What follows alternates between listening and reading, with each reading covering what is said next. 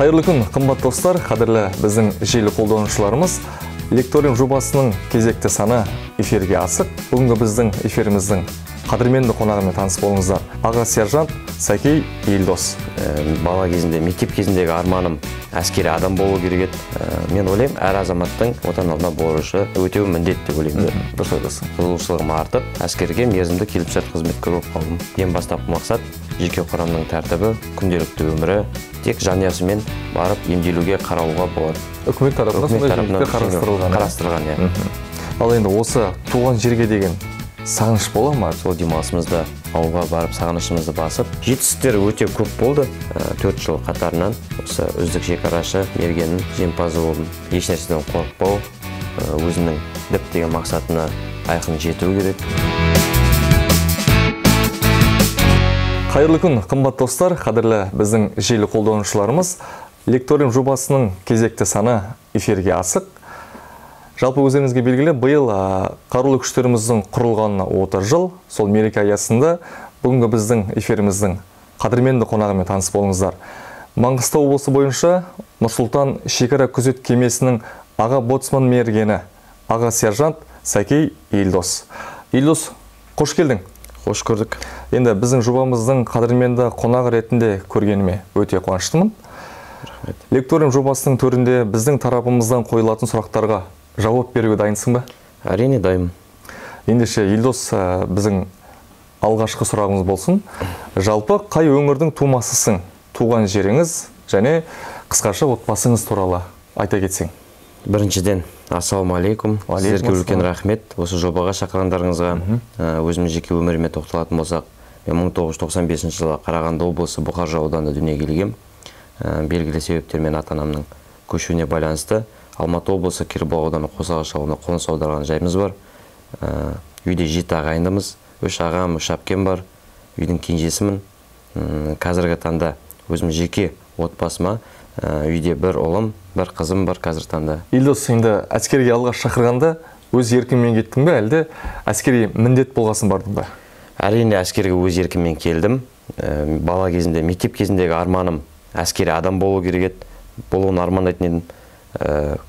Өзіміздің аудандық военкоматқа 18 жасқа толған кезде өзіміздің аудандық военкоматқа барып, сол жерден шақыру қағазын өз еркіммен алғаным есімде.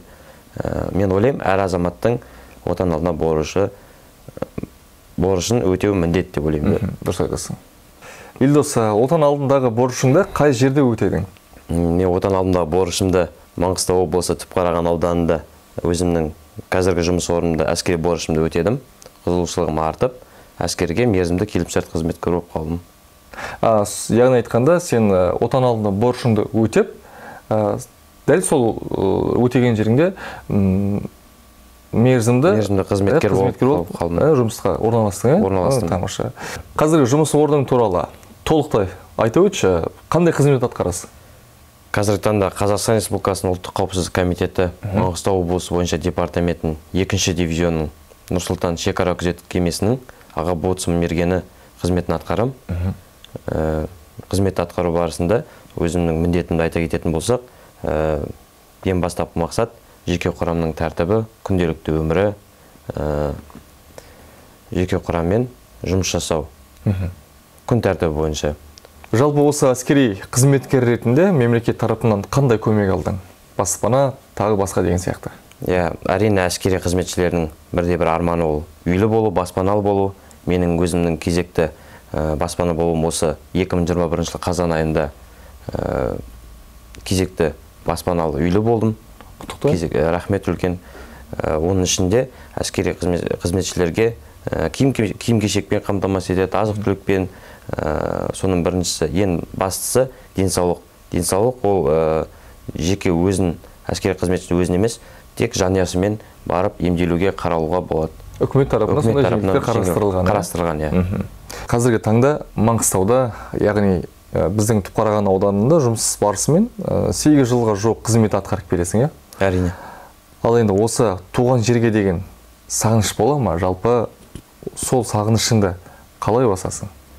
Әрине сағыныш болады. Туған жерге, туған елге сағыныш болады. Бізде әскери қызметшілерде кезекті демалыс беріледі. Сол демалысымызда ауылға барып сағынышымызды басып, кейін қызметтік жұмысқа асығып тұрамыз уақыт болғаннан кейін. Сол 45 күнде ауылға барып, сағынышыңды басып, топырағын аунап келесің, ә? Әрине. Енді әскери өмірге толыққанды үйрендің бе? Әрине толыққанды үйрендім. Өзім осы жұмысымда, әскери борышымды өтеп қалғаннан кейін, осы жерде жұмыс жасаймын. Толыққанды үйрендім десе де болады.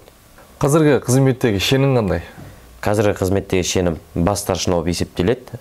Біздерде теңіздік қызметте жүргеннен кейін бас старшина болып саналады. Ал қарулы күштерде есептейтін болсақ, шенімді айтылатын болса, ол аға сержант болып есептеледі. Жалпы осы әскери қызметте жүргенде қандай жетістіктерге жеттің? Әскери қызмет жетістіктер өте көп болды. Менің жетістіктерім осы Маңғыстау облысы бойынша үздік шекарашы жарысына қатыстым. 2016-тан бастап 2021 аралығында 4 жыл қатарынан осы үздік шекарашы мергеннің жеңімпазы болдым. Былайша айтқанда снайперсің, ә? Былай айтқанда, қазақшасы орысша тілде айтатын болса, снайперлік ана береді. Қазіргі таңда жастарымыздың арасында отан алдындағы борышын өтеуге жасқанатын жастарымыз бар. Көбейіп барады. Осындай жастарға қандай кеңес берер едің? Жастарға ең бірінші кеңесім әскерден қорықпау. Әскерден қорықпау. Ер жүрек, батыл, шыншыл, өзінің елін, жерін қорғайтын азамат болуы. Яғни жүрегінде елге деген бір патриоттық сезімі болуы. Әрине. Жалпы әскери адамның бір күні қандай болады? Әскери адам бір күні таңертеңнен басталып, кешкі уақытқа дейін болады. Оның ішінде ең бірінші жеке құрамның тексерілісі, құжаттары бар. Жеке құрамның киім-кешек үлгісі, кемеміздің дұрыс әрине байланып тұруы, ішкі тазалық, сыртқы қауіпсіздігі, сыртқы тазалық, ішкі тазалық, жеке құрам және сержанттармен жеке құрамның күн тәртібі бойынша жұмыс жасауын қадағалау. Бір күндік, бір күндік. Елдос, енді өзің секілді жалындап тұрған жастарға не айтар едің? Ең біріншіден жастарға айтарым, еш нәрседен қорықпау, өзінің діттеген мақсатына айқын жету керек. Ержүрек еліміздің азаматы болуы, қай жерде болсын, қандай жұмыс жасасын, өзінің маманы болуы. Үздігі болуы тиіс. Дұрыс айтасыз. Елдос, енді біздің эфирімізде өз мәресіне жетіп қалды. Алтын уақытыңды бөліп, бізбен сұхбаттасуға келгенің үшін үлкен рахмет. Алдағы жұмыстарыңызға қашанда сәттілік тілейміз. Және де біздің қарулы күштеріміздің 30 жылдығымен және сонымен қатар 7 мамыр отан қорғаушылар күнімен барша осы әскери қызметкерлерді құттықтаймыз. Рахмет. Сіздерге де үлкен рахмет. Мен де әскери әріптестерімді қарулы күштерінің 30 жылдық мерекесімен құттықтаймын. Сіздерге үлкен рахмет. Отбасыларыңызға береке, жұмыстарыңызға табыс тілеймін. Рахмет саған да. Құрметті достар, осымен біздің лекториум жобасының кезекті санның эфирі өз мәресіне жетті. Келесі кездескенше ел аман, жұрт тыныш болсын ағайын.